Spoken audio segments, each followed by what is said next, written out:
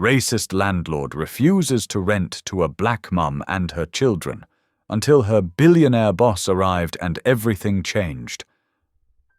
A hard-working mum just wants a safe home for her kids, but the landlord slams the door in her face, saying he doesn't rent to her kind, right in front of her terrified children. She tries to stay strong until the kids ask a question no mother should ever have to answer. What she doesn't know is that her powerful boss overheard every heartbreaking word, and overnight he flips the entire situation upside down in a way no one saw coming.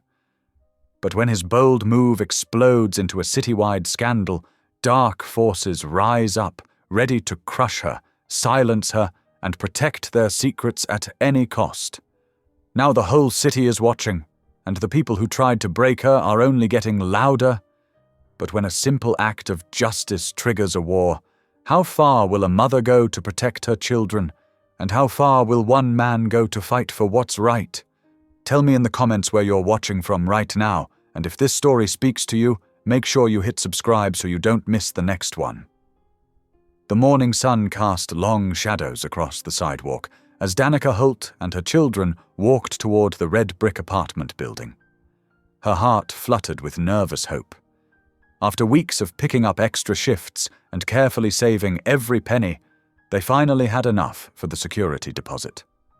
9-year-old Louise held her right hand while 7-year-old Aaliyah skipped along on her left, humming softly to herself. "Remember what we talked about?" Danica said gently, squeezing their hands. "Best behavior for Mr. Briggs, okay?" "Yes, Mama," they answered in unison. The building looked even better in person than it had in the photos. Clean windows, neat flower boxes, and a freshly swept entryway. Most importantly, it was just 2 blocks from the children's school. No more long bus rides, no more rushing to make it to work on time after dropping them off. Kellen Briggs waited by the front steps, his pressed shirt and shined shoes reflecting his strict standards. His smile didn't quite reach his eyes as they approached. "Good morning," Danica said warmly, extending her hand. "I'm Danica Holt. We spoke on the phone about the 2-bedroom apartment." Briggs looked at her outstretched hand for a long moment before giving it a brief, limp shake. "Yes, well, follow me." As they climbed the stairs, Aaliyah whispered, "Mama, look at the pretty flowers," pointing to the geraniums cascading from window boxes. "Inside voices, please," Briggs said sharply, not turning around. Danica felt Aaliyah press closer to her side. She ran a soothing hand over her daughter's braids, noticing how Louise's shoulders had tensed at the landlord's tone. The apartment itself was everything they'd dreamed of. Sunny rooms, clean walls, even a small balcony where Danica could imagine setting up a few potted herbs. The children's eyes went wide at the sight of their potential bedroom. "2 closets!" Louise exclaimed softly, already planning where he'd put his science projects. "And look at the window seat," Aaliyah added, running her hand along the painted wood. Danica pulled out the carefully prepared folder containing her pay stubs, credit report, and references. "I have all the documentation you requested, Mr. Briggs, and the full deposit amount ready?" "That won't be necessary." Briggs's voice cut through her words like ice. He stood in the doorway, arms crossed, looking at them with undisguised disdain. "I don't rent to your kind." The words hung in the air like poison. Danica felt as though she'd been slapped. Beside her, Louise went very still while Aaliyah's small hand clutched at her skirt. I don't understand," Danica said, fighting to keep her voice steady. "My credit is good. I make 3 times the monthly rent. I can provide additional references." "I've made myself clear," Briggs interrupted. "This is my building. I get to choose who lives here." His lip curled slightly. "And I choose not to rent to you people." Aaliyah's voice quavered. "Mama!" The confusion and hurt in her daughter's voice pierced Danica's heart. She drew both children close, straightening her spine. "Thank you for your time, Mr. Briggs," she managed, her voice calm despite the trembling in her hands. "We'll see ourselves out." The walk down the stairs felt endless. Briggs's footsteps echoed behind them, making sure they left. Aaliyah stumbled on the last step, and Danica caught her, murmuring soft reassurance even as her own eyes burned with unshed tears. Outside, the same morning sun now felt harsh and exposing. They walked quickly to the bus stop, Danica keeping her children close. Only when they were seated on the bus did Luis speak, his voice small. "Was it because we're black, Mama?" Danica's heart cracked a little more.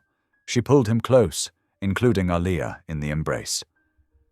"Some people judge others without knowing them," she said carefully. "But that's their loss. We're going to find an even better place, I promise." The rest of the day stretched long and grey. Back in their cramped motel room, Danica tried to keep things normal. She helped Luis with his homework, while Aaliyah coloured at the small table. When dinner time came, she heated up soup in their little microwave and served it with crackers, trying to make it seem like an adventure rather than necessity. "Like a picnic," Aaliyah declared, sitting cross-legged on her bed with her bowl. "Exactly." Danica smiled, though her heart ached at how easily her children adapted to their circumstances. After the children had finished their homework and changed into pajamas, Danica excused herself to the bathroom. Only then, with the fan running to mask any sound, did she allow her tears to fall. She pressed her hand against her mouth, muffling her sobs. The weight of responsibility, of constant rejection, of trying to shield her children from the world's cruelty, it all crashed over her at once. 5 minutes. She allowed herself 5 minutes to cry. Then she wiped her face, took several deep breaths, and squared her shoulders. Her children needed her to be strong.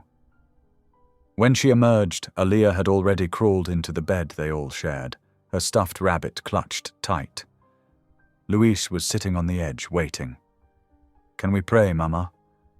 he asked. Danica's throat tightened with love for her sensitive, thoughtful son.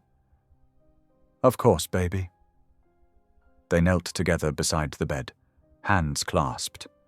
The neon sign from the motel office cast alternating red and blue shadows through the thin curtains as they prayed for guidance, for strength, for a home. Later, with both children finally asleep beside her, Danica lay awake, watching the play of lights across the ceiling. Aaliyah's soft breathing mingled with Luis's occasional murmur. Despite the day's humiliation, despite their uncertain future, the simple fact of their presence beside her filled her with determination. They deserved better than this. Somehow she would find a way to give it to them.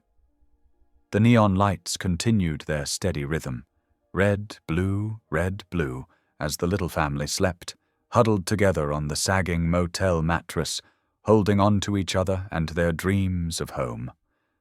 The morning sun crept through the motel window, casting a pale glow across the cramped room. Danica had been awake for an hour already, quietly ironing their clothes with the small travel iron she'd packed. She touched Luis's shoulder gently. "Time to wake up, sweetheart," she whispered, careful not to startle Aaliyah, who was still curled up like a small comma against her brother. Getting 2 children ready in a motel room required careful choreography. Danica had perfected their morning routine over the past few weeks. Bathroom turns scheduled precisely. Breakfast of instant oatmeal heated in paper cups, teeth brushing at the small sink. She braided Aaliyah's hair with swift, practiced movements while Luis pulled on his school uniform.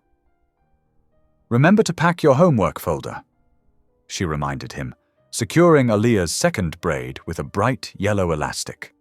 The walk to school took 20 minutes, their footsteps echoing through quiet residential streets. Aaliyah skipped ahead occasionally, stopping to examine interesting pebbles or fallen leaves, while Luis walked close to Danica's side, his hand finding hers at street crossings. "Will you pick us up at lunch again?" Luis asked as they approached the school building. Danica nodded, adjusting his collar. Same as yesterday. Wait for me by the front office, okay? She hugged them both tight, watching until they disappeared through the heavy double doors before turning toward downtown. Her own workplace, the gleaming Mercer Innovations Tower, was another 15-minute walk away. The early morning air held a hint of autumn crispness that made her quicken her pace. The security guard nodded as she swiped her badge, already familiar with her early arrivals. The elevator carried her to the 14th floor, where her small cubicle waited, one of dozens arranged in neat rows. She liked arriving before anyone else, enjoying the quiet as she organized her day.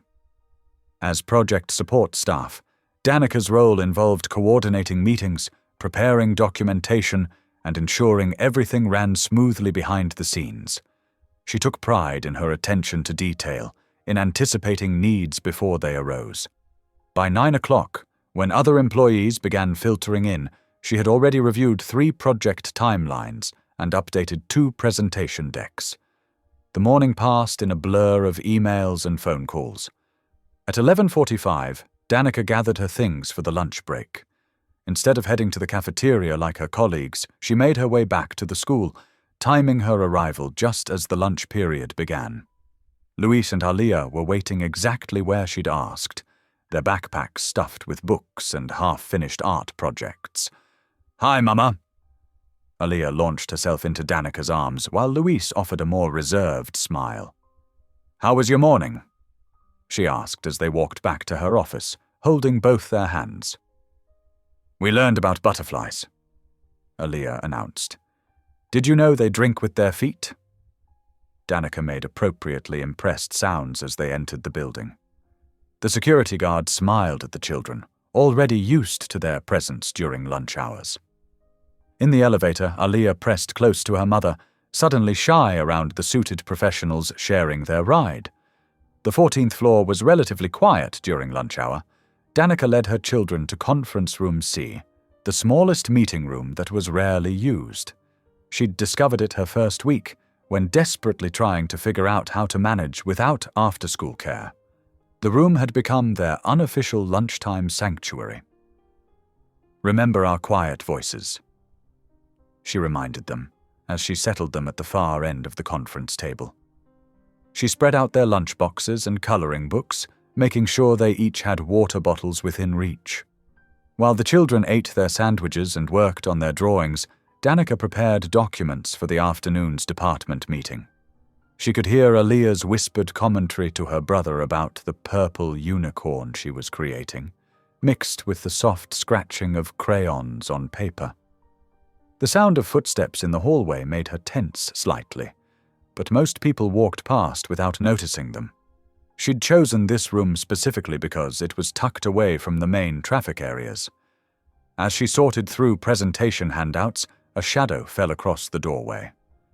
Wyatt Mercer stood there, his tall frame filling the entrance. Danica's heart skipped. She'd seen the CEO in passing before, but had never been this close.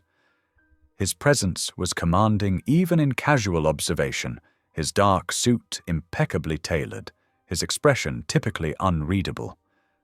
Before she could form words, Aaliyah's small voice carried clearly in the quiet room.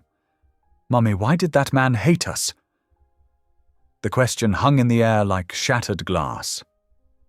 Danica froze, heat rushing to her face as she realized Mr. Mercer had heard.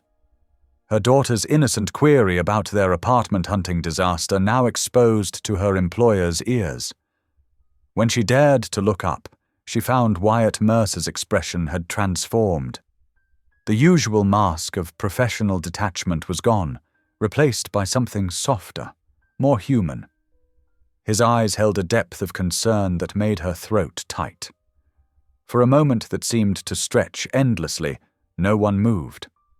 Then Mercer's gaze shifted from Aaliyah to Danica, and she saw something else there. Recognition, perhaps, or understanding. Without a word, he stepped back from the doorway and continued down the hall, his footsteps fading gradually. Danica released a shaky breath, her hands trembling slightly as she gathered the scattered papers. Through the conference room's glass wall, she could see Mercer's path to his corner office. He paused at his desk, then moved to stand at the floor-to-ceiling windows. Even from this distance, she could see the rigid set of his shoulders, the way his hands clenched at his sides. He stood motionless, staring out at the city below, and something in his posture spoke of old wounds and memories better left buried. The moment stretched, heavy with unspoken weight, until Aaliyah's crayon dropped and rolled across the table, breaking the spell. Danica turned back to her children, forcing a smile as she helped retrieve the wayward crayon, but she couldn't shake the image of Wyatt Mercer's haunted expression as he stood alone in his office, seemingly lost in thoughts of a past that still held power to trouble him. The evening sun cast long shadows across the motel parking lot as Danica guided her children from the bus stop to their temporary home. Room 214 had become familiar over the past weeks, though she tried not to think about how much of their savings the nightly rate consumed. "Who wants to be the banker?" she asked brightly, pulling out the worn Monopoly box they'd brought from their old apartment. The game board had belonged to her grandmother, its corners soft with age. "Me!" Luis's hand shot up, his earlier quiet mood lifting at the prospect of handling the colorful paper money. Aaliyah bounced on the bed, her braids swinging. "Can I be the dog piece? Please, Mama?" "Of course, baby." Danica set up the board on the small table while the children sorted the money and pieces. The familiar routine of the game helped push away the sting of another failed apartment viewing. She made peanut butter and jelly sandwiches, cutting them into triangles the way the kids liked. The three of them played Monopoly as they ate, laughing at Aaliyah's creative property names and Luis's serious counting of rent money. Across town, in his penthouse office, Wyatt Mercer sat surrounded by open laptops and tablets. His desk was covered with research on housing discrimination cases in the city. The statistics painted a grim picture. Hundreds of complaints filed, few resulting in meaningful change. The sky outside his floor-to-ceiling windows had darkened to deep blue when his office door opened softly. Margaret Ellery entered, carrying 2 cups of tea. She'd been his assistant for 15 years, long enough to know when he needed interrupting. "I thought you might want some chamomile," she said, setting 1 cup near his hand. "You've been at this for hours." Wyatt rubbed his eyes, leaning back in his chair. "Did you know the average discrimination case takes 18 months to resolve? And that's if it's pursued at all." Margaret settled into the chair across from him, her kind face serious. "This is about the young mother and her children, isn't it? The ones from the conference room?" Her daughter asked why someone hated them. His voice was rough. No child should have to ask that question. Margaret was quiet for a moment, stirring her tea. "It reminds you of Sarah Jenkins, doesn't it?" Wyatt's hand stilled on his keyboard. Sarah Jenkins. He hadn't heard that name spoken in 30 years, but it hit him like a physical blow. "How did you—" "Your mother told me about her, years ago," Margaret said gently. "The girl whose family lived next door to you when you were 12. The ones who were evicted without cause." The memory surfaced unwanted. Sarah's tear-stained face as the police supervised their hasty departure, her little brother clutching a stuffed bear. 12-year-old Wyatt watching helplessly from his bedroom window as his best friend was forced to leave. "I wanted to help then," he said quietly. "My parents tried to intervene, but—" "You were a child," Margaret reminded him. "But you're not anymore." Wyatt stood, pacing to the window. The city lights sparkled below, beautiful and cruel. "I want to help Danica, Ms. Holt. But what if getting involved makes things worse? What if I overstep? From what I've observed of Ms. Holt, she's incredibly capable and dignified, but everyone needs support sometimes." Margaret's voice was gentle but firm. The question is, what kind of man do you want to be? One who watches from windows or one who acts? Back at the motel, Danica sat on the bed with her phone, the children finally asleep beside her. She'd called 3 promising apartment listings after their game. Each conversation had followed the same pattern: initial interest, then sudden unavailability once they heard her voice or asked about her family. "I'm sorry, but we're looking for a different type of tenant. The unit was just rented, actually. We have strict occupancy limits." She set the phone down, trying to swallow past the tightness in her throat. Luis stirred in his sleep, and she smoothed his forehead gently. "Tomorrow will be better," she whispered, the same promise she'd made when tucking them in. "We'll find somewhere special, just for us."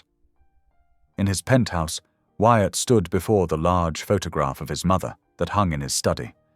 Eleanor Mercer's kind eyes seemed to look right through him, just as they had in life. "I can't ignore this," he said softly to her image. "Not again." His mother had taught him that wealth meant responsibility, not just to shareholders, but to people. She'd believed in using privilege to lift others up, not build walls between them. With steady hands, he picked up his phone and dialed a number he rarely used. After 3 rings, a voice answered. "James, it's Wyatt Mercer.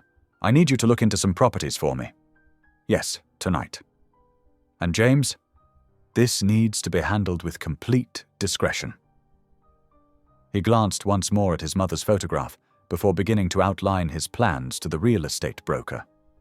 The city lights continued to sparkle beyond his windows. But tonight they seemed less cruel, more like stars offering guidance through the dark. The fluorescent lights of Mercer Innovations hummed overhead as Danica stifled another yawn. She'd been up half the night comforting Aaliyah after a nightmare, but her fingers moved steadily across her keyboard as she prepared the morning's briefing materials. The office slowly filled with the sounds of colleagues arriving, their chatter and footsteps echoing through the modern open floor plan. In his corner office, Wyatt Mercer stood by the window, watching as Danica gracefully handled a stream of questions from the marketing team. Even from this distance, he could see the shadows under her eyes, yet her smile remained genuine as she helped each person who approached her desk. The morning team briefing started at 9 o'clock sharp in the glass-walled conference room. Danica sat near the back, taking detailed notes while various department heads presented their updates. When Jerry from accounting fumbled with the projection system, she quietly rose and helped him connect to the screen without drawing attention to his struggle. Wyatt noticed everything from his position at the head of the table. How she offered her water bottle to Sarah when she coughed during her presentation. How she straightened the chairs afterward without being asked. Small acts of kindness that most people would be too tired or preoccupied to consider. After work, Danica gathered her children from the school playground. The autumn air had turned crisp, and she wrapped Luis's scarf more securely around his neck as they waited at the bus stop. The ride home would take 45 minutes with transfers, but she used the time to help Aaliyah practice her spelling words while Luis dozed against her shoulder. Meanwhile, across town, Wyatt adjusted the baseball cap pulled low over his eyes as he met James Morton, his real estate broker, outside Briggs's apartment building. He'd traded his usual tailored suit for jeans and a worn leather jacket, an outfit that would draw no second glances in this neighborhood. "Remember," Wyatt murmured as they approached the front entrance, "we're just potential investors doing a routine property inspection." James nodded, his briefcase containing carefully prepared documentation to support their cover story. When Kellen Briggs met them in the lobby, his manner was entirely different from how he'd treated Danica. He practically preened as he led them through the building, pointing out recent upgrades that looked suspiciously minimal. "And, of course, we maintain a certain standard of tenant here," Briggs said with a meaningful look that made Wyatt's jaw clench. "No troublemakers or undesirables." Wyatt's fingers tightened around the pen he was pretending to take notes with. Every dismissive comment, every subtle hint of prejudice fueled his determination. As they toured the upper floors, he caught glimpses of the lives within. Children's drawings taped to refrigerators through half-open doors, elderly residents watching them pass with worried eyes, the smell of different cultural cuisines mixing in the hallways. "James," Wyatt said quietly when Briggs stepped away to take a phone call. "Make the offer, whatever it takes." Back at the motel, Danica balanced her phone against her shoulder as she stirred a pot of macaroni and cheese on the room's small hot plate. The kids sat cross-legged on one of the beds, homework spread around them. "Yes, I understand," she said softly into the phone, her heart sinking as yet another property manager delivered rejection wrapped in polite excuses. "Thank you for your time." She ended the call and took a deep breath before turning to her children with a bright smile. "Who's hungry?" Across town in his penthouse office, Wyatt sat at his desk, pen hovering over the final document. The purchase agreement for Briggs's building lay before him, the price eye-watering even by his standards. But money had never been the point. "Is everything in order, Mr. Mercer?" James asked, standing respectfully to the side. Wyatt signed his name with a decisive stroke. "Perfect. Make sure the transition happens quietly. I don't want anyone displaced or alarmed by the change in ownership." Later that night, Danica sat between her children's beds, a worn copy of The Little Engine That Could open in her lap. The story had been Aaliyah's favorite since she was 3, and even now at 8 years old, she still requested it when feeling uncertain. "I think I can. I think I can," Danica read, her voice warm and steady despite her exhaustion. The little blue engine never gave up, even when the hill seemed too steep. Luis was already asleep, his small hand curled around his sister's stuffed giraffe. Aaliyah fought to keep her eyes open, but eventually succumbed to sleep as well. Danica carefully tucked the blankets around them both, placing gentle kisses on their foreheads. On his penthouse balcony, Wyatt stood in the cool night air, looking out over the city he'd helped build.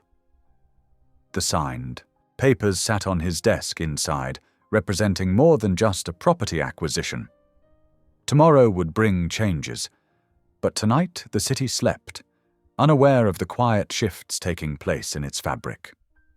His hands rested on the glass barrier as he watched the traffic flowing far below, streams of headlights marking the arteries of the city. The same determination that had built his company from nothing now focused on a different kind of problem, one that couldn't be solved with technology or innovation alone. The night air carried the distant sounds of the city: sirens, traffic, the occasional burst of laughter from other balconies. Wyatt remained still, his resolution solidifying with each passing moment. Tomorrow would be time for action, for taking the first steps toward real change. But for now, he stood guard over the sleeping city, as if his vigilance alone could protect all those who, like Danica and her children, deserved so much better than what they'd been given. Saturday morning dawned bright and clear, as Danica helped Luis tie his sneakers in their motel room. Her phone buzzed with a text from an unexpected sender, Wyatt Mercer himself. "Would you and your children be available to join me for a community partnership meeting this morning? I understand it's the weekend, but your perspective would be valuable." Danica's hands trembled slightly as she read the message. The CEO of Mercer Innovations wanted her input? She glanced at her children, who were already dressed and watching cartoons on the small motel television. "Kids," she said carefully, "how would you feel about going to a special meeting with Mommy's boss? Will there be snacks?" Luis asked hopefully, making Aaliyah giggle. "I'm not sure, baby," Danica replied, typing a response with nervous fingers. "But we'll make sure to eat breakfast first." They took the bus across town, Danica smoothing her skirt repeatedly as her mind raced with possibilities. What kind of meeting could this be? When they arrived at the designated address, she stopped short, her heart skipping a beat. They were standing in front of Briggs's apartment building. "Ms. Holt." Wyatt's warm voice came from behind them. He approached wearing a casual weekend suit, his usual formality softened by a gentle smile. "Thank you for coming." "Mr. Mercer," she started, instinctively pulling her children closer. "I don't understand. Please," he said. "Call me Wyatt." He knelt down to the children's eye level. "And you must be Luis and Aaliyah. I heard you're excellent artists." The children shifted shyly behind their mother, but Wyatt's kind demeanor drew small smiles from both of them. "I have something to show you," he continued, standing and gesturing toward the building's entrance. "And I promise it's worth your time." As they approached the front doors, Danica's anxiety mounted. The last time she'd been here had left deep wounds. Wyatt must have sensed her hesitation because he paused, turning to face her, directly. "Danica," he said softly, "I want you to know that things have changed here. This building has a new owner." She blinked, confused. "A new owner?" "Yes." His eyes held steady. "Me." The words took a moment to register. When they did, Danica's hand flew to her mouth. Before she could respond, the lobby doors burst open and Kellen Briggs stormed out, his face red with anger. "What is the meaning of this?" he demanded, glaring at Danica and her children. "I told you—" "Mr. Briggs." Wyatt's voice cut through the air like steel, all warmth gone. "I believe you owe this family an apology." Briggs sputtered, looking between Wyatt and Danica. "I don't—" "An apology," Wyatt repeated firmly, "for your discriminatory behavior and unprofessional conduct. These children deserve to hear it."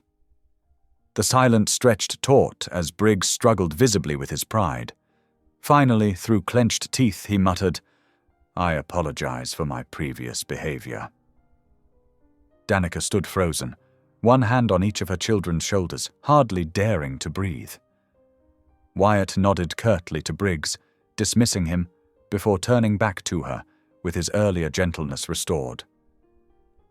"There are several units available," he said. "Would you like to see them?" Tears pricked at Danica's eyes as she nodded. They followed Wyatt into the building, past the lobby where she'd once been humiliated, into an elevator that carried them to the 4th floor. The hallways were clean and bright, sunlight streaming through large windows. Wyatt stopped at apartment 412, producing a key. This one just became available. 2 bedrooms, full kitchen, and a view of the park. He unlocked the door and stepped aside, allowing Danica and her children to enter first. The apartment smelled of fresh paint and lemon cleaner. Sunlight poured through wide windows, illuminating hardwood floors and freshly painted walls. The kitchen gleamed with new appliances, and a breakfast nook offered the promised view of green treetops in the nearby park. "Mommy!" Aaliyah gasped, running to the windows. "Look at all the trees." Luis had already discovered the bedrooms, his excited voice carrying back to them. "There's space for my dinosaur collection." Danica stood in the middle of the living room, overwhelmed by emotion. This space, so full of light and possibility, was everything she'd dreamed of providing for her children. She turned to thank Wyatt, but found he had stepped back into the hallway, giving them privacy to explore their potential new home. Through the open door, she could hear voices in the corridor, unfamiliar ones asking questions about property transfers and community development. Reporters, she realized, already catching wind of the change in ownership. But in this moment, watching her children's joy as they discovered each new corner of the apartment, those voices seemed distant and unimportant. The morning sun streamed through the windows, casting warm patches on the floor where her children danced with excitement, their shadows playing across walls that could soon be home. Monday morning arrived with golden sunlight streaming through the dusty windows, of room 17 at the Parkview Motel. Danica folded the last of their clothes into a worn suitcase, her movements careful and deliberate. The children had barely slept, too excited about their new home to settle down the night before. "Mummy, can I have the room with the big window?" Aaliyah bounced on her toes, clutching her favorite stuffed rabbit. "No fair," Louise protested. "I want that one." "We'll figure it out when we get there," Danica promised, zipping the suitcase closed. She checked her phone. 7:30 in the morning. They had just enough time to catch the bus. But when they stepped outside, a moving truck was waiting in the parking lot. Two men in crisp uniforms approached with friendly smiles. "Ms. Holt, Mr. Mercer sent us to help with your move." Heat rushed to Danica's cheeks. "Oh, that's really not necessary." "Please, Ma'am," one of the movers said kindly. "It's already arranged. Let us handle the heavy lifting." The children watched in amazement as the professionals efficiently loaded their few belongings into the truck. Louisa's eyes went wide when they carefully secured his box of precious dinosaur figures with special padding. During the short drive to their new apartment, Danica's emotions swirled between gratitude and embarrassment. She wasn't used to accepting help, especially not from her employer. But watching her children's excited faces in the rearview mirror, she pushed her pride aside. The movers worked quickly, bringing everything up to apartment 412 while the kids raced from room to room, their footsteps echoing on the hardwood floors. "I called it first," Aaliyah declared, standing in the doorway of the bedroom with the park view. "But I'm older," Louise argued. Danica stepped between them. "How about we take turns, switch rooms every 6 months?" Both children considered this, then nodded solemnly. Aaliyah won the first choice with a game of rock, paper, scissors, and Louise graciously accepted the other bedroom, quickly discovering it had better closet space for his growing collection. By mid-morning, word had spread through Mercer Innovations. Danica's phone buzzed constantly with messages from co-workers. "Did Wyatt Mercer really buy an apartment building for you? Is it true about the CEO helping you? What happened with Briggs?" She left them unanswered, focusing instead on unpacking boxes and arranging their modest furniture. The children helped by organizing their toys and books, creating their own special corners in their new space. As afternoon faded into evening, Danica was hanging curtains when she noticed a news van parking across the street. Her stomach clenched as a reporter and cameraman emerged, equipment in hand. Through the window, she watched them interviewing neighbors, presumably about the sudden change in building ownership. The flash of a camera made her step back quickly from the window. Her phone buzzed again, this time with a text from Wyatt. "Saw the news van, on my way." Before she could reply, she heard the distinctive purr of his luxury car pulling up outside. Through the window, she watched him step out, his tall figure commanding immediate attention. The reporters converged on him, microphones extended. The building's security buzzer sounded moments later. When she opened the door, Wyatt stood there, slightly disheveled but determined. "May I come in?" he asked quietly. "They're quite persistent out there." Danica nodded, stepping aside. The children looked up from their coloring books, waving cheerfully at him from the kitchen table. "Hi, Mr. Wyatt," Aaliyah called out. "Want to see my new room?" "Perhaps another time." He smiled warmly. "Right now I need to speak with your mother." Danica put on the kettle while Wyatt stood by the window, watching the reporters below. Neither spoke until she placed 2 steaming mugs of tea on the kitchen table. "I'm sorry about this," he said finally, settling into a chair. "I should have anticipated the media attention." "It's not your fault," Danica replied, though her hands trembled slightly around her mug. "But I don't know how to handle this kind of spotlight." "You don't have to," Wyatt assured her. "You don't owe them any statements or interviews. This will blow over." They sat in comfortable silence, sipping tea while the children played quietly in their rooms. The sky outside deepened to purple, then navy blue, streetlights flickering on one by one. "I want you to know," Danica began hesitantly, "how grateful we are. But I also need to establish some boundaries. I can't have my co-workers thinking that you received special treatment." Wyatt finished gently. "Danica, what happened here wasn't special treatment. It was correcting an injustice. You earned this apartment fairly. I simply removed the obstacle of discrimination." His words settled over her like a warm blanket, easing some of her anxiety. By the time he left, the children were already asleep in their new rooms, content and secure for the first time in weeks. Alone in her living room, Danica turned on the television just in time to see her own name scroll across the bottom of the screen. The reporter she'd seen earlier stood outside the building, speaking into a microphone. "Sources say the CEO of Mercer Innovations purchased this entire apartment complex after learning about discriminatory practices against one of his employees, single mother Danica Holt." Her heart raced as her story unfolded on screen, complete with photos of her and her children entering the building earlier that day. She quickly turned off the TV, her hands shaking. Privacy had always been her shield, her way of protecting her children. Now their story was out there for everyone to see.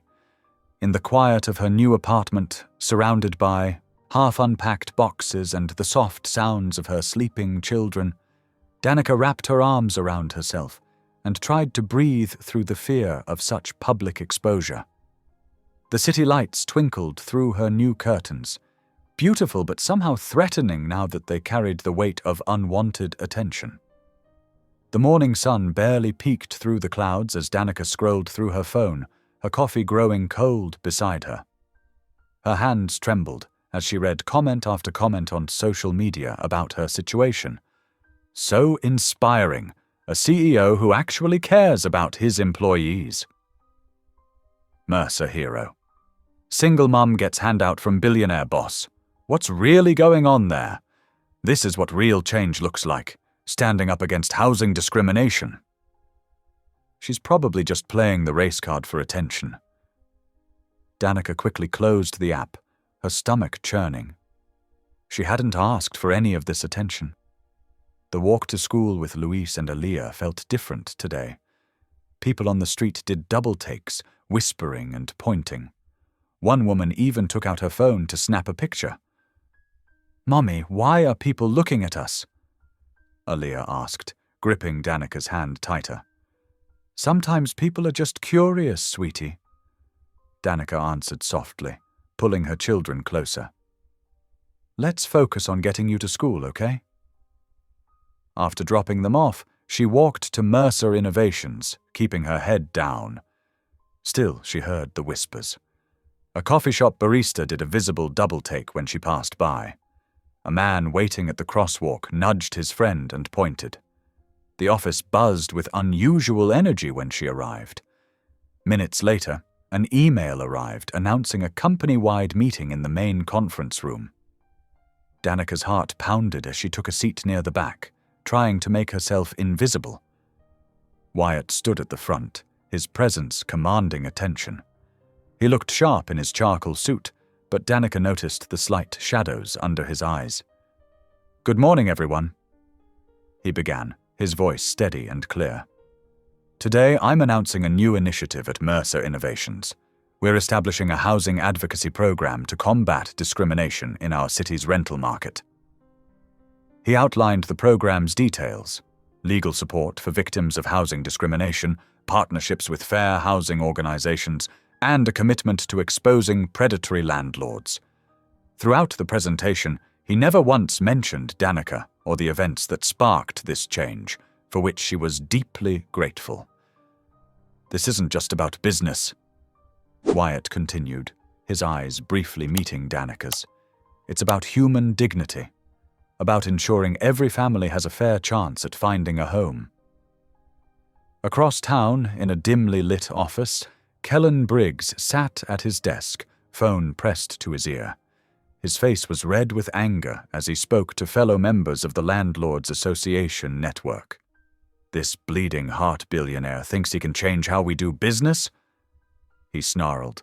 "We need to shut this down before it spreads. I've got dirt on that woman. Single mother, probably can't even afford the rent long term. We make this public, make her look bad. The whole thing falls apart." The day dragged on endlessly for Danica. By evening, when she finally closed her apartment door behind her, she felt exhausted to her bones. While the kids did their homework, she opened her laptop to check her email.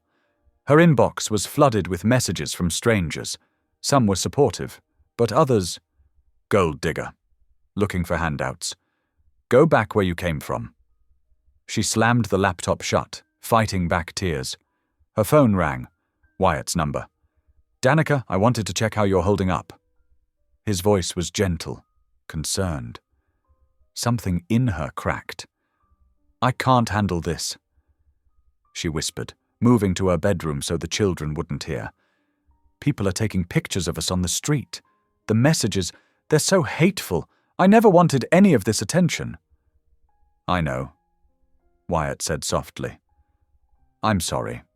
We can hire security if you'd feel safer. No more special treatment. That'll just make it worse." She wiped her eyes. I just wanted a home for my children." After they hung up, Danica sat at her kitchen table, spreading out bills in the dim light. Rent would be due soon, affordable now, but still a significant portion of her income. Medical bills from Luis's asthma treatment, school supplies they needed. The numbers swam before her eyes. Down the hall she could hear her children's peaceful breathing as they slept in their new rooms. Aaliyah had hung paper butterflies from her ceiling. Luis had arranged his books carefully on his new shelf. They were finally home, finally safe. Danica closed her eyes, folding her hands together. "Lord," she whispered into the quiet apartment, "give me strength. Help me weather this storm. Keep my children safe from all this ugliness. Help me find the courage to face tomorrow." The city lights twinkled outside her window, and somewhere in the distance, a siren wailed. But here, in this moment, her children slept peacefully in their beds. And that had to be enough. On Wednesday morning, Wyatt found himself lingering in Danica's doorway, watching Luis struggle with a small robot kit spread across the dining table. The 9-year-old's forehead wrinkled in concentration as he consulted the instruction manual. "Need a hand with that?" Wyatt asked softly, careful not to startle him. Luis looked up, eyes widening slightly. "It's for school," he explained. "We're supposed to build a robot that can move on its own, but—" He gestured at the scattered parts helplessly. "Mind if I take a look?" Wyatt stepped inside, setting his briefcase down. He rolled up his sleeves and pulled out a chair. Danica emerged from the kitchen, surprise flickering across her face. "Mr. Mercer, you don't have to— Please, just Wyatt," he said, already examining the robot's main circuit board. "And I want to. I actually started my company building things like this in my garage." For the next hour, Wyatt guided Luis through the assembly process, explaining each component with patience and clarity. He noticed how quickly the boy caught on, his initial shyness melting away as they worked together. "See how these wires connect?"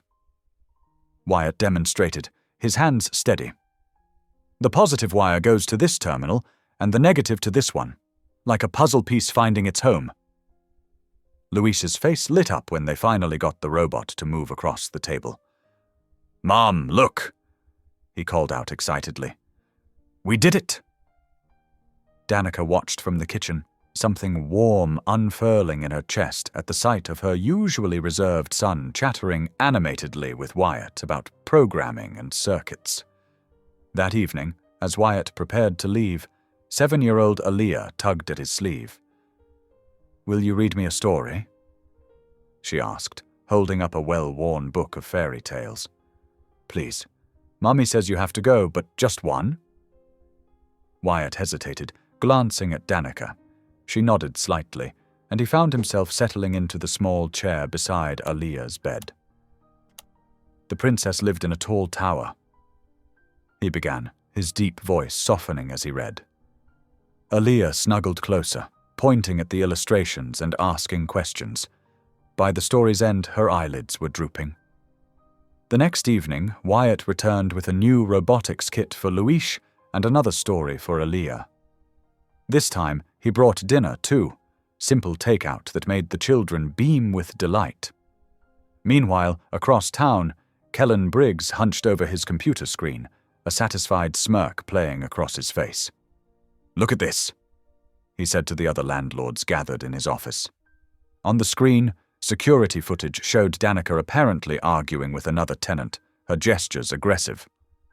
"It's perfect," one of the landlords said. "We edit this right, add some context about her being violent with other tenants, and her whole victim story falls apart. I've got contacts at 3 news stations," another added. "Once this hits the media, Mercer's whole housing initiative loses credibility. No one will want to rent to her type after this." The footage was heavily doctored, pieced together from different days, altered to make Danica appear confrontational when she'd actually been helping an elderly neighbor with groceries. But the manipulation was subtle, professional. On Thursday evening, Danica sat on her couch, television tuned to the local news. Wyatt stood at a podium outside Mercer Innovations headquarters, cameras flashing. "Today I'm proud to announce the expansion of our housing advocacy program," he stated, his voice steady and powerful. "We're launching new initiatives specifically designed to support single parents in our community. This includes affordable childcare facilities in our properties, after-school programs, and flexible payment options." He paused, his expression softening slightly. "This program was inspired by someone who showed me what true courage looks like. Someone who faced discrimination with dignity and grace, who put her children's needs above her own comfort, who reminded me that one person's story can change countless lives." Danica pressed her hand to her mouth, tears welling up. Though he never mentioned her name, she felt the weight of his words, the respect in his voice. "We're not just building apartments," Wyatt continued. "We're building communities, places where every family, regardless of their background, can feel safe, valued, and at home." The press conference ended with announcements of partnerships with local organizations and plans for future developments. Danica noticed how carefully Wyatt had crafted his message, highlighting the initiative's impact while protecting her privacy. Outside, dark clouds gathered on the horizon. Thunder rumbled in the distance as Luis and Aaliyah pressed their faces against the window, watching the sky darken. "Mom," Aaliyah called out, "is Wyatt coming to read tonight? He promised to finish the story about the brave knight." "I don't know, sweetheart," Danica replied, watching the storm approach. "The weather's getting pretty bad." Lightning flashed across the sky, illuminating the city in stark white. The wind picked up, rattling the windows as the first heavy raindrops began to fall. The storm's intensity matched the building tension in the city. Somewhere in a news station, Briggs's doctored footage sat waiting to be aired. But for now, Danica and her children were safe in their home, their lives touched by unexpected kindness, their future still unfolding. Luis's robot whirred quietly across the coffee table, a small reminder of connection and hope. Aaliyah hugged her new book of stories close, while Danica gazed out at the darkening sky, grateful for the shelter of walls that held more than just her family. They held the promise of change. Dawn brought a chill that had nothing to do with the weather. Danica's phone buzzed incessantly with notifications as the doctored security footage spread across social media like wildfire. Her hands shook as she watched the video, barely recognizing the angry, aggressive woman it portrayed her to be. "That's not me," she whispered, watching the altered scenes play out. "That never happened." Outside her building, voices grew louder. Peering through her curtains, Danica's heart sank at the sight of protesters gathering on the sidewalk. They carried hastily made signs with cruel messages. No special treatment. Stop playing the victim. And worse, some had megaphones, their angry voices carrying up to her third-floor apartment. Louise appeared beside her, backpack in hand. "Mum, are we going to be late for school?" Danica pulled him away from the window, her protective instincts kicking in. "Baby, I think we're going to stay home today." She sent quick texts to both teachers, explaining her children wouldn't be attending due to security concerns. Aaliyah wandered in, still in her pajamas. "Why are people yelling outside?" Before Danica could answer, someone threw something at their window. It didn't break the glass, but the thud made both children jump. Tears sprang to Danica's eyes as she herded them toward the back bedroom, away from the windows. With trembling fingers, she dialed Wyatt's number. "I'm sorry," she choked out when he answered. "I didn't know who else to call. There are people outside, and this horrible video, and I can't—" Her voice broke. "I'm on my way," Wyatt said immediately. "Keep the doors locked. Don't answer for anyone but me." While they waited, Danica tried to keep the children calm. She put on their favorite cartoon and made hot chocolate, but her own hands shook so badly she spilled some on the counter. The shouts from outside grew louder. 20 minutes later, Wyatt knocked their special pattern. 3 quick taps, 2 slow. Danica checked the peephole before letting him in. His face was tight with anger, but it softened when he saw her tear-stained face. "I saw the footage," he said, closing the door behind him. "It's obviously fake. We'll prove it." "They're saying I manipulated you," Danica said quietly. "That I played some kind of victim card to get special treatment." Wyatt moved toward the children, who were huddled on the couch. "Hey guys," he said gently. "How about we build that new robot kit I brought, the one that can climb walls?" Their faces brightened slightly, and Wyatt sat with them, helping them open the package. He kept his movements calm and steady, though Danica could see the tension in his shoulders. Another knock came at the door, this one official-sounding. Danica's heart nearly stopped when she looked through the peephole. 2 women in business attire stood outside, holding clipboards. "Ms. Holt," one called through the door. "This is Catherine Martinez from Child Protective Services. We need to speak with you regarding an anonymous report." The room seemed to spin. Danica looked at Wyatt in panic. He stood immediately, but she shook her head. Making CPS wait would only make things worse. With dread weighing down her every movement, Danica opened the door. The social workers entered, their eyes taking in everything: the dishes in the sink, the children's toys on the floor, Wyatt's presence. "Mr. Mercer," the second social worker said, recognition crossing her face. "We'll need to speak with Ms. Holt privately." Wyatt stepped forward. "I'm her employer and can vouch for—" "Sir," Catherine interrupted firmly, "this is a confidential matter. Please wait outside." The next hour was torture. The social workers questioned Danica about her parenting, her work schedule, her relationship with Wyatt. They asked about the children's fathers, about her income, about why she'd kept them home from school. They took photos of the apartment and interviewed each child separately. Through it all, Danica maintained her composure, answering truthfully and completely, but inside, something was breaking. When they finally left, promising to be in touch, Danica closed the door and slid down against it. Her chest heaved with sobs she'd been holding back for hours. "I can't do this anymore," she whispered. "I want to disappear. My babies don't deserve this. They were happy before, even in that tiny motel room. At least they were safe." Wyatt stood in the middle of her living room, looking more lost than she'd ever seen him. The confident CEO was gone, replaced by a man drowning in guilt. "This is my fault," he said, his voice rough.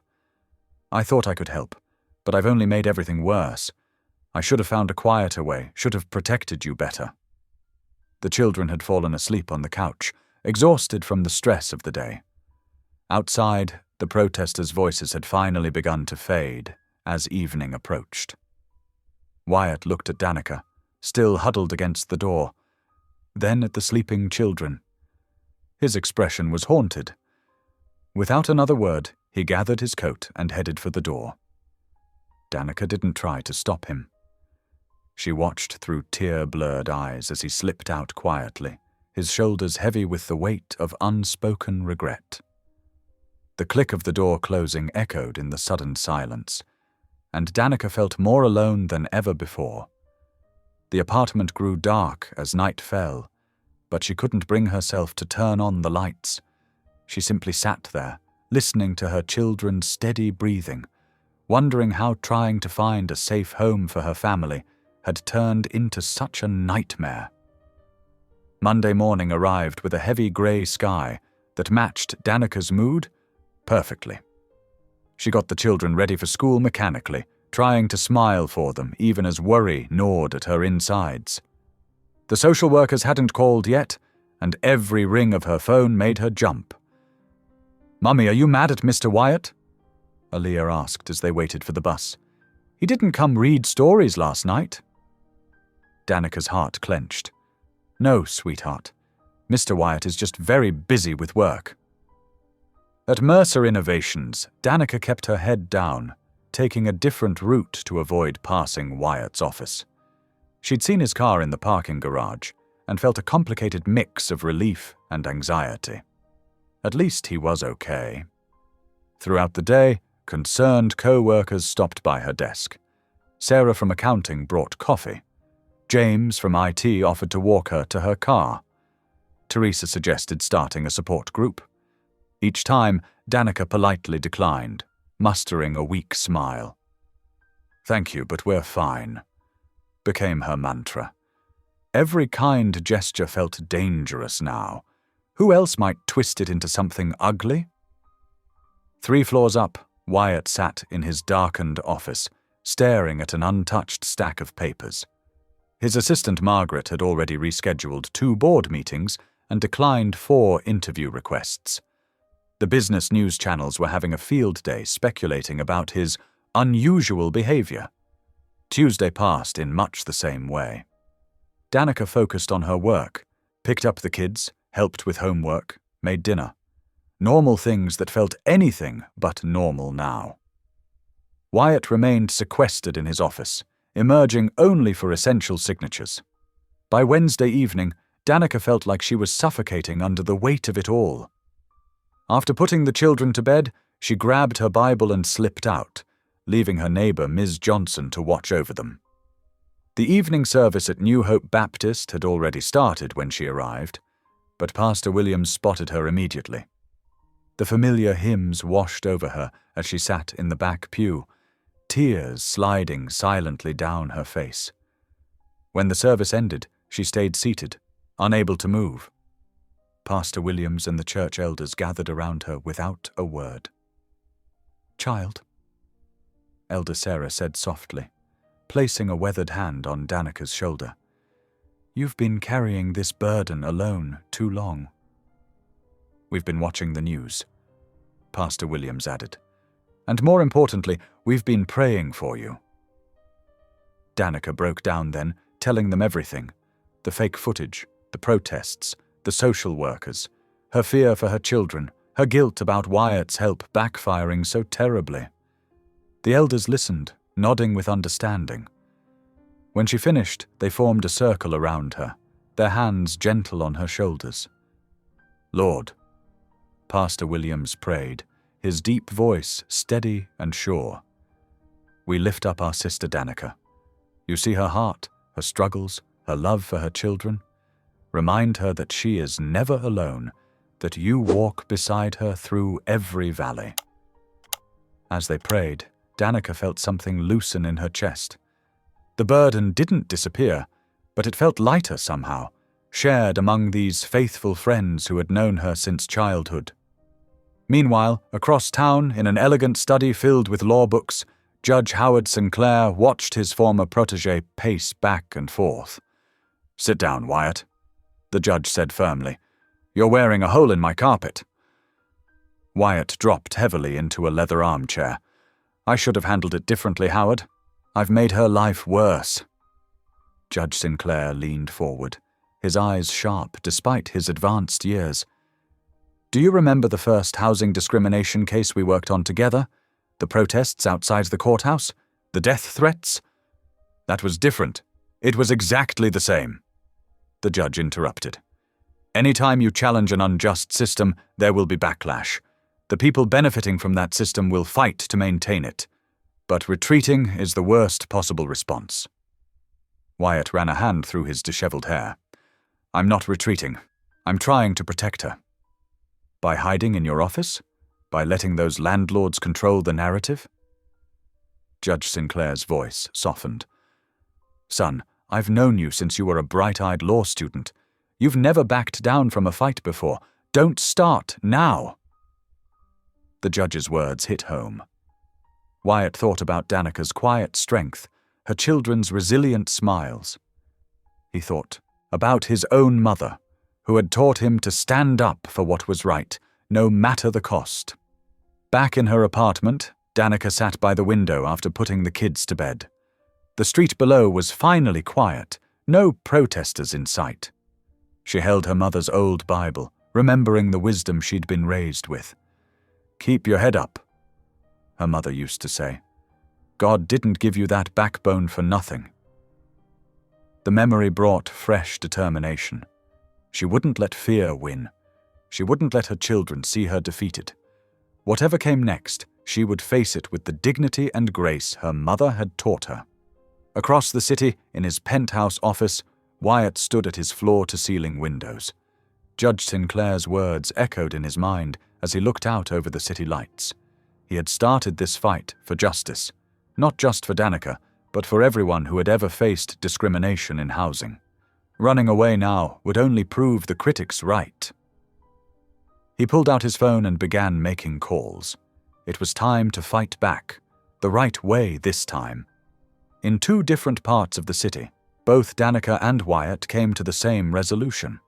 They would make this right, not just for themselves, but for every family that might face the same struggles in the future. The path ahead wouldn't be easy, but they were both determined to walk it with courage and conviction. The morning sun had barely risen when Danica's phone buzzed with an unexpected message. Her heart skipped a beat as she read it. "Ms. Holt, I used to work for Kellen Briggs. I have information that could help you. Can we meet somewhere private? James." She stared at the message while Luis and Aaliyah finished their cereal, her mind racing. After dropping the kids at school, she responded carefully, suggesting a coffee shop on the other side of town called The Daily Grind. 4:30 this afternoon, she typed. "I'll be wearing a blue sweater." The reply came quickly. "I'll be there, thank you." Across town, Wyatt Mercer sat in his office's conference room, surrounded by his legal team. Judge Sinclair's words from the previous evening had lit a fire in him. 5 lawyers spread documents across the massive oak table, reviewing years of housing complaints. "Look at this pattern." Sarah Chen, his head counsel, pointed to a map dotted with red markers. "Every rejection of minority applicants follows the same timeline, the same excuses. It's not just Briggs, it's coordinated." Wyatt leaned forward, his jaw set. "We need more concrete evidence, records, testimonies, anything that proves deliberate discrimination." The morning stretched into afternoon as they built their case. But something was still missing, the smoking gun that would make it impossible for the landlords to deny their actions. At 4:15, Danica walked into the Daily Grind, her heart pounding. She chose a corner table with a clear view of both exits, just as her father had taught her. At 4:28, a young man in wrinkled business clothes entered, glancing nervously around the shop. "Ms. Holt?" he asked quietly, approaching her table. "I'm James. I worked as Briggs's assistant manager for 8 months." Danica gestured to the empty chair. "Please, sit down. Would you like some coffee?" James shook his head, his hands trembling slightly as he placed a USB drive and a manila envelope on the table. "I can't stay long, but I couldn't keep quiet anymore." "What made you decide to help?" Danica asked gently. James stared at his hands. "My grandmother raised me. She faced the same thing you did 30 years ago. Different landlord, same story. When I saw what they did to you, how they doctored that footage." He took a shaky breath. "I have the real security footage, and documents, records of their meetings, emails between landlords coordinating their discrimination policies. They called it tenant optimization, but it was pure racism." Danica's hands trembled as she picked up the envelope. This could change everything. "They'll know it was me," James whispered. "But I don't care anymore. What they're doing, what I helped them do, it's wrong. My grandmother would be ashamed of me if I stayed silent." "Thank you," Danica said, reaching across to squeeze his hand. "This took real courage." After James left, Danica found a quiet corner and called Wyatt. Her voice shook with excitement as she told him about the meeting. "Can you come over tonight?" she asked. "We need to look at this together." "I'll be there at 7. Wyatt replied, relief evident in his voice. "Danica, thank you for letting me help again." At 7 o'clock sharp, Wyatt knocked on her apartment door. Luis and Aaliyah were already in bed, tired from a long day at school. Danica had cleared the living room coffee table, and now they spread out the documents from James's envelope. "Oh my God," Wyatt breathed, scanning the emails. "They've been coordinating this for years. Monthly meetings to share lists of undesirable applicants, coded language about maintaining neighborhood standards." Danica plugged the USB drive into her laptop. The security footage played, showing her interaction with Briggs exactly as it had happened. No aggression, no threats, just a mother and her children being turned away because of their race. "Look at this." She pointed to a spreadsheet. They tracked every application they rejected, categorized by race. They even calculated quotas to maintain what they called demographic balance. They worked late into the night, organizing the evidence into a clear narrative. Wyatt's legal training helped them identify the strongest pieces for the upcoming public hearing. "We need to make copies," Wyatt said, running a hand through his hair. "Multiple copies, stored in different locations. They'll try to discredit this, maybe even try to make it disappear." Danica nodded, her eyes bright with determination. "We should give copies to the media too, but not until the hearing. We need the landlords to walk into that room thinking they're still in control." Together they crafted a plan for the hearing. Wyatt would present the statistical evidence first, laying out the pattern of discrimination. Then they would reveal the emails and meeting minutes showing the coordination between landlords. Finally, they would play the real security footage, destroying the false narrative Briggs had created. "Are you ready for this?" Wyatt asked softly. "Once we start, there's no going back. They'll come at us with everything they have." Danica looked around her apartment, the home she had fought so hard to secure for her children. She thought about other families still facing closed doors and hollow excuses. "I'm ready," she said firmly. "These men have been hurting families for decades. It's time someone stood up to them." They worked until midnight, making detailed notes and organizing their presentation. The evidence was overwhelming once laid out in full. A decades-long conspiracy of discrimination, hiding behind respectability and legal loopholes. "We've got them," Wyatt said, gathering the documents carefully. "This time we've really got them." Danica walked him to the door, both of them exhausted but energized by hope. They had the truth on their side now, documented and undeniable. The public hearing would be their chance to expose everything, to finally bring justice to families who had been silently suffering for years. The morning sun cast long shadows across the city as Wyatt's car pulled up to Morrison & Associates, one of the most respected law firms downtown. Danica smoothed her navy blue blazer, a gift from her church community for the hearing, and took a deep breath. Sarah Morrison is the best civil rights attorney in the state, Wyatt explained as they walked through the pristine glass doors. She's won cases like this before. The conference room buzzed with activity. Sarah Morrison, a sharp-eyed woman in her 50s, had already spread their evidence across the polished table. 3 junior attorneys worked nearby, highlighting documents and making notes. Mrs. Holt.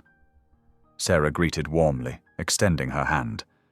I've reviewed everything. What these landlords have been doing is textbook discrimination. We're going to make sure everyone knows it. For the next 2 hours, they prepared for the hearing. Sarah drilled Danica on potential questions, teaching her to stay calm and focused even under aggressive questioning. Remember, Sarah advised, speak from your heart, but stick to the facts. Your story matters, but the evidence is what will nail them. At 11:30, they gathered their materials and headed to the courthouse. Danica had dropped Luis and Aaliyah off at school earlier, hugging them extra tight. Be brave today, Mommy, Aaliyah had whispered, and those words echoed in Danica's mind now. The courthouse steps were crowded with reporters and camera crews. Wyatt stayed close to Danica's right side, while Sarah flanked her left, creating a protective barrier. Microphones thrust towards them as questions flew. Mrs. Holt, what evidence do you have? Mr. Mercer, why are you personally involved in this case? Is this a publicity stunt for Mercer Innovations? Danica kept her head high, just as Sarah had coached her. The clicking cameras and shouted questions felt distant as she focused on putting one foot in front of the other. Inside the courthouse lobby, more reporters waited, but security kept them at bay. Wyatt noticed Danica's hands trembling as she signed in at the security desk. You're not alone, he said quietly, his voice steady and reassuring. We've got the truth on our side. They were directed to a small conference room for the pre-hearing briefing. Sarah spread out their presentation materials while her team reviewed last-minute details. Danica practiced her opening statement, her voice growing stronger with each repetition. When they try to discredit you, Sarah warned, remember, stay calm. Let the evidence speak for itself. We have the real security footage. We have their own emails proving coordination, and we have years of discriminatory rejection data. They can't argue with math. At 2:00, they broke for a quick lunch. Danica could barely eat, but Wyatt insisted she try the sandwich he'd brought for her. You'll need your strength, he reminded her gently. The afternoon stretched on with more preparation. They reviewed every document, practiced responses to potential challenges, and fine-tuned their presentation order. Sarah's team had created clear visual aids to help the commission understand the patterns of discrimination. By 5:30, they were as ready as they could be. Wyatt drove Danica home, where Mrs. Johnson from church had been watching the children. The kids ran to hug their mother as soon as she walked in. Did you tell them about the bad men today, Mommy? Luis asked. Tomorrow, Danica explained, kissing his forehead. Tomorrow we tell everyone the truth. After dinner, Wyatt stayed to help Danica practice one last time. They sat at her kitchen table, going through her testimony point by point. Unknown to them, Luis and Aaliyah crept quietly into the hallway, listening intently as their mother's voice grew stronger and more confident with each run-through. Tell them about how the man wouldn't even let us see inside, Aaliyah whispered to her brother. Mommy's going to make it right. Shh, Luis replied, but he was smiling proudly. In the kitchen, Danica stood straight and spoke clearly. The pattern of discrimination isn't just about my family. It's about dozens of families who have been denied homes unfairly. The evidence shows a coordinated effort to exclude people based on race, hidden behind excuses and false paperwork. This has to stop. Perfect, Wyatt said softly. Just like that. At 9 o'clock, after the children were in bed, Danica sat at her kitchen table with the evidence spread before her. She had 12 fresh folders, labeled neatly with tabs for each section of their presentation. One by one, she filled them with copies of emails, spreadsheets, meeting minutes, and the USB drive containing the real security footage. Her hands moved steadily now, no longer shaking. Tomorrow would change everything, not just for her family, but for every family who had ever been told, "Sorry, it's already rented," or "You wouldn't be comfortable in this neighborhood." The final folder contained her personal statement. She read it one last time before slipping it inside. "My children deserve to live in a world where doors aren't closed before they even reach them. Every family deserves that chance. That's why I'm here today, not just for my children, but for every child who has watched their parents face rejection because of the color of their skin. The evidence we're presenting proves this discrimination isn't isolated or accidental. It's systematic, deliberate, and it must end." She stacked the folders precisely, ready for morning. Each one represented a piece of truth that could no longer be hidden or denied. Tomorrow, that truth would finally be heard. The morning sky hung heavy with grey clouds as Danica stood before her mirror, smoothing her navy blazer. Her hands trembled slightly as she fastened her mother's silver cross necklace, a touchstone of strength for this crucial day. Wyatt arrived precisely at 7:15, his black Tesla quietly pulling up outside her building. He stepped out, impeccable in a charcoal suit, his usual confident demeanor tempered by the gravity of the moment. "Good morning," he said softly as Danica emerged with her children. "Are you ready?" Mrs. Johnson from church was already waiting to take Luis and Aaliyah to school. The children hugged their mother tightly. "You're going to do great, Mommy," Aaliyah whispered. The drive to the courthouse was quiet, both Danica and Wyatt lost in their thoughts. Early morning traffic moved sluggishly through the misty streets as they approached downtown. Police barricades were already set up, and news vans lined the curb. "Remember," Wyatt said as they pulled into the reserved parking space, "just tell your truth. That's all you need to do." They entered through a side entrance, avoiding the growing crowd of reporters at the main steps. Sarah, their attorney, met them in the lobby, her team already setting up in the hearing room. The oak-paneled chamber felt impossibly large as they arranged their evidence folders on the presentation table. By 8:30, people began filing in. Community activists, housing advocates, and concerned citizens filled the public seating area. Journalists jockeyed for position along the back wall, their cameras ready. The 5-member Housing Commission entered, taking their seats at the elevated bench. At 8:45, Kellen Briggs strutted in with 3 lawyers, carrying expensive leather briefcases. He caught Danica's eye and smirked, clearly believing his legal team would easily discredit her. Wyatt noticed Danica's hands clench beneath the table and quietly placed a bottle of water in front of her. Commission Chairwoman Eleanor Martinez called the hearing to order precisely at 9 o'clock. "We are here today to address serious allegations of systemic housing discrimination," she began, her voice firm and clear. "Ms. Holt, please step forward to give your testimony." Danica rose slowly, smoothing her skirt.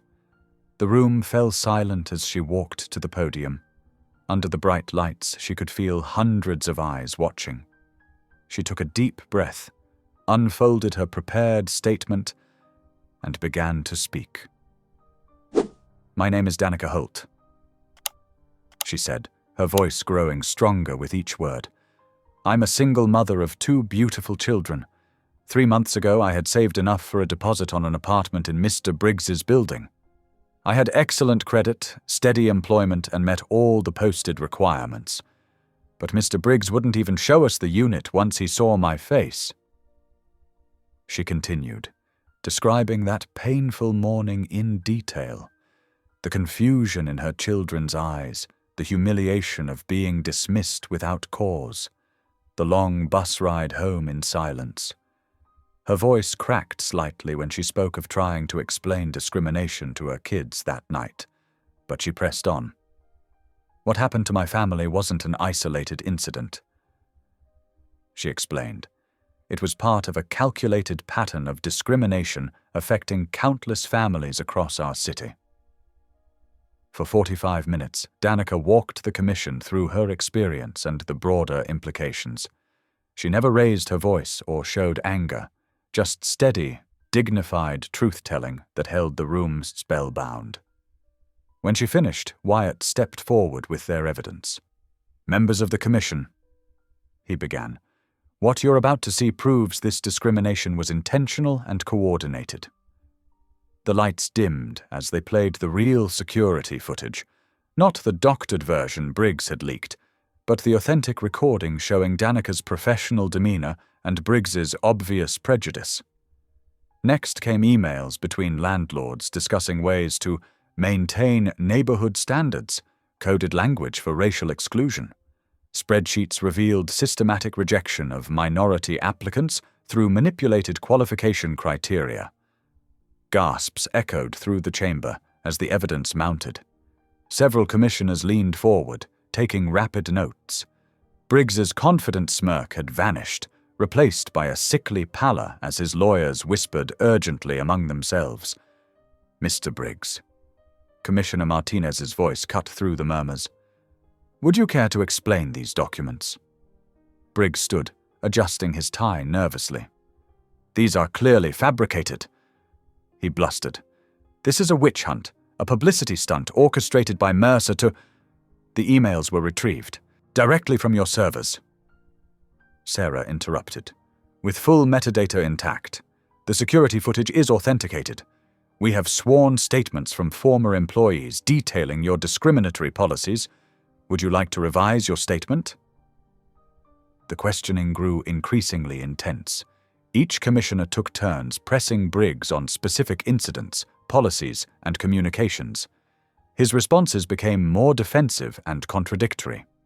By 11:30, he was visibly sweating. At 12:15, Chairwoman Martinez called for a brief recess. The commissioners returned 30 minutes later, their expressions grave. "Based on the overwhelming evidence presented today," Martinez announced, "this commission is referring this matter for criminal investigation. We will also be implementing immediate policy reforms for fair housing enforcement, including independent monitoring of rental applications and decisions." She continued, outlining specific changes, but Danica barely heard the details. Relief flooded through her body as tears welled in her eyes. Wyatt gently squeezed her shoulder in silent support. As they emerged from the courthouse at 1 o'clock, hundreds of people erupted in cheers. Community members surged forward with hugs and thanks. Reporters called out questions, but Danica barely noticed them. Through the crowd, she spotted what mattered most, Luis and Aaliyah running toward her, faces beaming. They crashed into her arms as she knelt to embrace them, all three holding each other tightly. A few steps away, Wyatt watched the scene unfold. His usual reserved expression softened with pride, and something deeper, the satisfaction of witnessing justice prevail and a brave woman stand up for what was right. The grey clouds had finally parted, letting afternoon sunlight shine down on the courthouse steps where a mother held her children, showing them that truth and courage could indeed change the world. The Monday following the hearing dawned bright and clear. Danica sat at her kitchen table, scrolling through news headlines on her phone while Luis and Aaliyah ate breakfast. Every major outlet in the city had picked up the story. Breaking: housing discrimination ring exposed. Read the City Times. Documents reveal systematic bias in rental market. declared the Morning Herald. "Mom, you're famous." Louise grinned, peering at her screen. Danica ruffled his hair. "Not famous, sweetie. Just doing what's right." She helped Aaliyah wipe syrup from her chin. "Come on, time for school." Throughout the day, revelations kept breaking. 3 prominent landlords resigned from their positions after their involvement in the discriminatory network came to light. Internal emails showed years of coordinated efforts to keep certain neighborhoods exclusive through illegal screening practices. By Tuesday afternoon, Danica's inbox was flooded with messages from other single mothers sharing similar experiences. Some had spent years bouncing between temporary housing. Others had been forced to move far from their jobs and children's schools. "I cried reading about your courage," one woman wrote. "You spoke up for all of us." During her lunch break, Wyatt knocked softly on her office door. "Got a minute?" She looked up, noticing how his usual formal demeanor had softened around her lately. "Of course. I'm launching a citywide housing justice initiative," he explained, settling into the chair across from her desk. "We need someone who understands these challenges firsthand to help shape the program. Would you consider taking the lead?" Danica's eyes widened. "Me? But I don't have experience running something like that." "You have the most important kind of experience," Wyatt countered gently. "You lived it, you fought it, and you won." She twisted her hands in her lap, considering. "I'd need flexibility for the kids. We'll make it work," he assured her. "Whatever you need." After a long moment, she nodded. "Okay? Yes." His smile reached his eyes. "Perfect. First meeting tomorrow at 10 o'clock. The next few days blurred together in a whirlwind of meetings. Danica found herself sitting beside Wyatt in the executive conference room, sharing insights as they mapped out new policies, fair application processes, transparent decision-making, independent oversight. She noticed how carefully Wyatt listened to her ideas, how he'd lean in slightly when she spoke. Sometimes their eyes would meet across the table, and something warm would flutter in her chest before she quickly looked away. On Thursday morning, news broke that Kellen Briggs had been formally charged with multiple violations of fair housing laws. The district attorney's office estimated penalties could reach into the millions. "Good riddance," Danica's co-worker Jenny declared, dropping by her office. "Did you see his mugshot? He looked terrible." Danica just shook her head. "I don't want to focus on him anymore. We're building something better now." That afternoon, she attended Luis's science fair. His robotics project, the one Wyatt had helped him with, won first place. His proud grin made her heart swell. "Mum, can we call Mr. Wyatt and tell him?" he asked excitedly. Before she could answer, a familiar voice called from the doorway. "No need." Wyatt stood there holding a small bouquet of flowers. "Congratulations, buddy." Luis ran to hug him, while Aaliyah danced around them both. Danica watched, struck by how natural they looked together. Friday evening, Wyatt stopped by her office as she was packing up. "The kids mentioned you make amazing spaghetti and meatballs," he said hesitantly. "Any chance I could get an invitation to try it sometime?" She found herself smiling. "How about tonight?" Later, her small kitchen filled with warmth and laughter as they all gathered around the table. Luis dramatically recounted his science fair victory, while Aaliyah insisted on sitting next to Mr. Wyatt to show him her new drawing. Danica moved around the kitchen, adding final touches to dinner. She noticed how Wyatt had rolled up his sleeves to help set the table, how at ease he seemed in their home. When their fingers brushed as she passed him the garlic bread, neither pulled away quite as quickly as before. Over pasta and garlic bread, they talked and laughed. Wyatt told silly jokes that made the kids giggle. Aaliyah convinced him to try her special secret handshake. Luis proudly showed off his robotics trophy. As Danica watched Wyatt help Aaliyah twirl spaghetti on her fork, she felt something shift in her heart. This wasn't just her boss or a wealthy benefactor anymore. This was someone who had stood beside her through the darkest times, who treated her children with genuine care, who saw her strength when she doubted herself. The evening light streamed golden through her kitchen window, catching the soft smile on Wyatt's face as he listened to Luis's elaborate plans for his next science project. Danica felt a deep sense of peace settle over her. For the first time in years, she wasn't just surviving, she was truly living. And the way Wyatt's eyes met hers across the table, warm with unspoken understanding, told her he felt it too.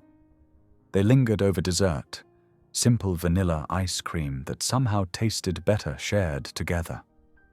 The kids' laughter echoed off the walls, and Danica realized her small apartment had never felt more like home than it did right now, filled with this unexpected family they were slowly becoming. The trust between them had deepened into something tender and precious. It wasn't just about justice or doing what was right anymore.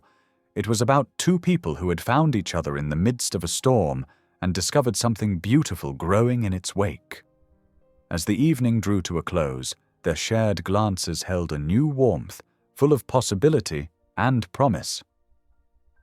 Around her kitchen table, surrounded by the people she loved most, Danica felt her heart open to whatever tomorrow might bring. Spring blossomed across the city, bringing with it waves of positive change. The housing initiative that had started with one building now spread its roots throughout the community.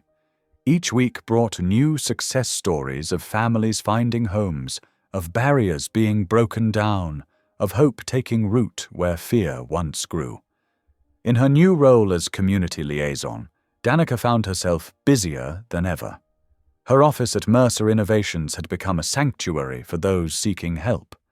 She kept a bowl of candy on her desk, partly for nervous children, partly because it reminded her of how far she'd come from those dark days in the motel room.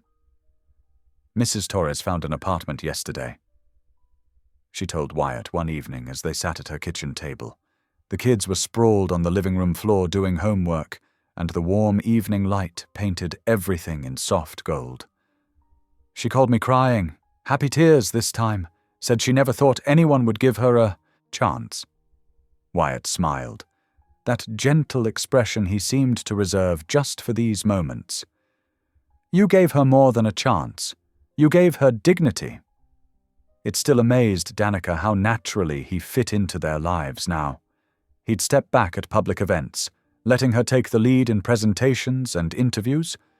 But here, in the quiet of her apartment, he was simply Wyatt, the man who helped Luis practice multiplication tables and listened to Aaliyah's elaborate stories about her day at school. "Mom," Luis called from the living room, "can you check my science homework?" "I've got it," Wyatt responded, pushing back from the table. He ruffled Luis's hair as he sat down beside him, patiently going through each problem. Danica watched them, remembering that first morning at Briggs's building, how small and scared she'd felt, trying to hold her children's hands while her own world crumbled. Now here they were, in a home filled with warmth and laughter, with a man who had helped rebuild not just their lives, but their trust in humanity. The weeks fell into a comfortable rhythm. Danica's days were filled with community outreach, while her evenings belonged to family time. Wyatt would often join them, bringing takeout when she was too tired to cook, or simply sitting with them as they shared stories about their day. One Wednesday evening, as thunder rumbled outside, Aaliyah climbed into Wyatt's lap with her favorite storybook. "Read it like you did last time," she insisted, with the funny voices. Danica paused in the kitchen doorway, watching as this powerful CEO who commanded boardrooms and managed billions of dollars threw himself completely into performing voices for a children's story about a brave little mouse. These quiet moments meant everything. The way Wyatt would check Luis's math homework twice to build his confidence, How he never missed Aaliyah's dance recitals, always bringing her a single pink rose. The long conversations he and Danica shared after the kids went to bed, talking about their hopes, their fears, their dreams for a better world. On a bright Thursday morning, Aaliyah bounced into the kitchen waving a bright yellow paper. "Mom! Mom! It's for family art night." She thrust the flyer toward Danica. "Next Saturday. Can we go, please?" Danica scanned the invitation. The school was hosting an evening of art activities where families could create together. "Of course we can, sweetheart." "Can Mr. Wyatt come too?" Louise asked from the breakfast table, milk dribbling down his chin. Danica hesitated, but Aaliyah was already running to the phone. "I'll ask him." That evening, when Wyatt stopped by with Chinese food, Aaliyah ambushed him at the door. "Will you come to family art night, please? I'm making something special." Wyatt knelt down to her level, his eyes soft. "I wouldn't miss it for anything." The week flew by, and suddenly Saturday arrived, bright and clear. The school gymnasium had been transformed with colorful paper chains and display boards showing student artwork. Families gathered around tables stocked with art supplies, creating together amid happy chatter and laughter. Louise immediately dragged Wyatt to the paper airplane station, determined to design the perfect flying machine. Danica helped younger children with their projects, her heart full as she watched parents and children working side by side. "Mom!" Aaliyah called from across the room. "It's time for the big reveal." The art teacher was helping students pin their family portraits to the display wall. Aaliyah bounced on her toes, clutching her drawing to her chest, waiting for her turn. When the teacher called her name, Aaliyah stepped forward proudly. "This is my family," she announced, holding up her drawing for everyone to see. Danica's breath caught in her throat. There they were, herself, Louise, and Aaliyah, drawn in bright colors and loving detail. But beside them, holding Aaliyah's hand in the picture, stood Wyatt, his smile reaching all the way to his carefully drawn eyes. The room seemed to fade away as Danica turned to look at Wyatt. He stood completely still, staring at the drawing with an expression she'd never seen before, wonder mixed with something deeper, more profound. His eyes glistened in the fluorescent lights of the gymnasium, and for once, the usually composed CEO seemed at a complete loss for words. Aaliyah skipped over to him, tugging at his hand. "Do you like it? See, I drew you right next to me because you're family now, too." Wyatt knelt down slowly, still speechless, and pulled Aaliyah into a gentle hug. Over her shoulder, his eyes met Danica's, filled with emotions too big for words. In that moment, surrounded by construction paper hearts and children's laughter, something shifted, a final piece falling perfectly into place. The truth was there in Aaliyah's crayon drawing. They had become a family, not through obligation or circumstance, but through love, pure and simple as a child's artwork, yet profound enough to leave even a billionaire CEO speechless with joy.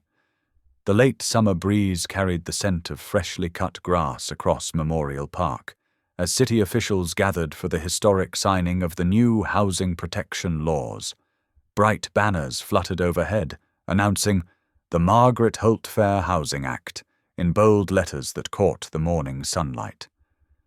Danica stood near the podium, her fingers tracing the gold lettering on the formal proclamation that bore her mother's name. She could almost hear her mother's voice. "Stand tall, baby girl. Your dignity can't be taken unless you give it away." The crowd stretched across the park's green expanse, families, community leaders, and reporters all mingling together. Children darted between chairs decorated with yellow ribbons, their laughter mixing with the murmur of conversation. Louise and Aaliyah sat in the front row, dressed in their Sunday best. Aaliyah's yellow dress matched the ribbons, while Louise kept adjusting his tie, a miniature version of Wyatt's. They beamed with pride every time someone mentioned their mother's name. The mayor stepped to the microphone, her voice carrying across the gathering. Today marks a new chapter in our city's history. The Margaret Holt Fair Housing Act ensures that no family will face discrimination when seeking a home. This wouldn't have been possible without the courage of one woman who refused to stay silent. Danica felt a gentle touch at her elbow. Wyatt standing beside her as he had through everything. His presence was different now, no longer carrying the weight of guilt or distance. His smile reached his eyes, warm and certain. "Ladies and gentlemen," the mayor continued, "please welcome Danica Holt." The applause swelled as Danica approached the podium. Sunlight caught the tears in her eyes, but her voice remained strong and clear. "My mother taught me that a home is more than walls and windows. It's where we learn to love, to hope, to dream. Today we're making sure every family has that chance." She spoke about her mother's struggles as a single parent, about her own journey, and about the community that had rallied around her. "Change doesn't come from one person," she said, looking at her children, at Wyatt, at the faces of supporters. "It comes from all of us choosing to stand together." After the official signing, people gathered under oak trees where local restaurants had set up a celebration feast.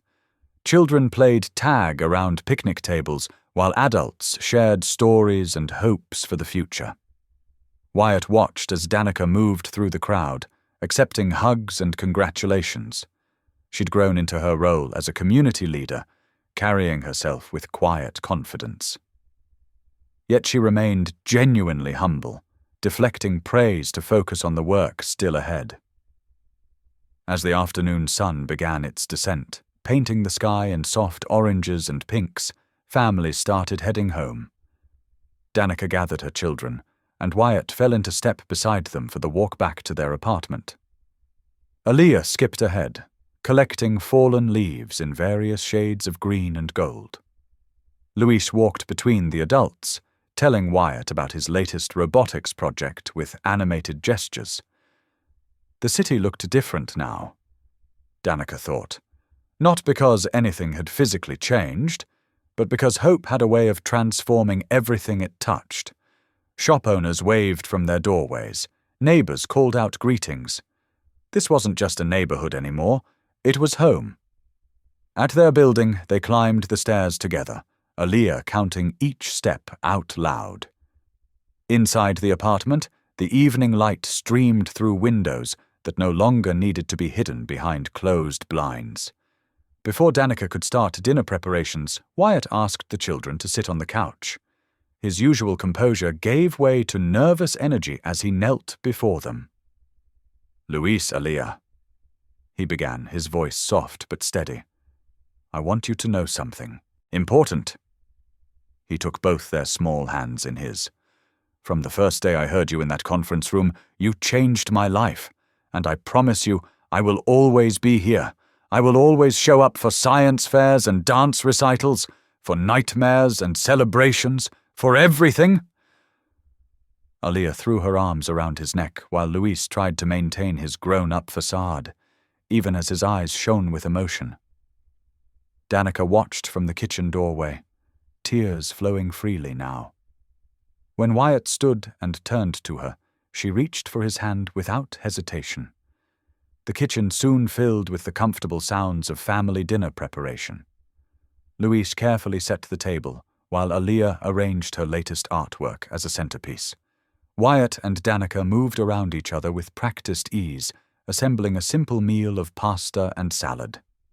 As they settled around the table, the last rays of sunlight painted everything in soft gold. There was no need for grand declarations or elaborate ceremonies. The truth was in the smallest details. The way Wyatt automatically reached for Aaliyah's cup to help her with the water pitcher, how Luis saved the last garlic bread for his mother, the easy laughter that filled every corner of the room. They were home, not just in the physical space of the apartment, but in the safety of belonging to each other. The future stretched before them, full of possibilities and promise. grounded in the love that had brought them together and the courage that had helped them stand strong. Thank you for being here. If something in this story stayed with you, I'd love to see you again.